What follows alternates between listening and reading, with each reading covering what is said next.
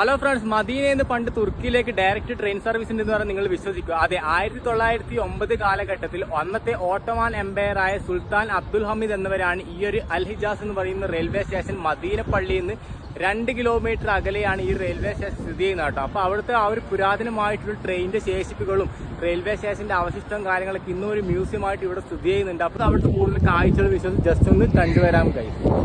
അന്നത്തെ ദമസ്കസിൽ നിന്ന് സ്റ്റാർട്ട് ചെയ്ത് സിറിയ, ജോർദാൻ വഴി അമ്മയിൽ കൂടി നേരെ സൗദി അറേബ്യ ബോർഡർ വഴിയാണ് മദീനയിലേക്ക് എത്തുന്നത്. ഏകദേശം 1322 കിലോമീറ്റർ സഞ്ചരിച്ചാണ് ഈ ഒരു ട്രെയിൻ യാത്ര. ഈ ഒരു റെയിൽവേ പദ്ധതിയുടെ പ്രധാന ലക്ഷ്യം അന്നത്തെ ഓട്ടോമാൻ എംപയർ ക്യാപിറ്റലായ തുർക്കിയിലെ ഇസ്താംബൂളിൽ നിന്നും ഹോളി ലാൻഡായ മക്കയിലേക്കും മദീനയിലേക്കും എളുപ്പത്തിലെത്താൻ വേണ്ടിയിട്ടാണ് ഇത് നിർമ്മിച്ചിട്ടുള്ളത്. 1908 ആരംഭിച്ച് 1920, അതായത് 13 വർഷം മാത്രമാണ് ഈ ഒരു ട്രെയിൻ സർവീസ് നടത്തിയിരുന്നത്.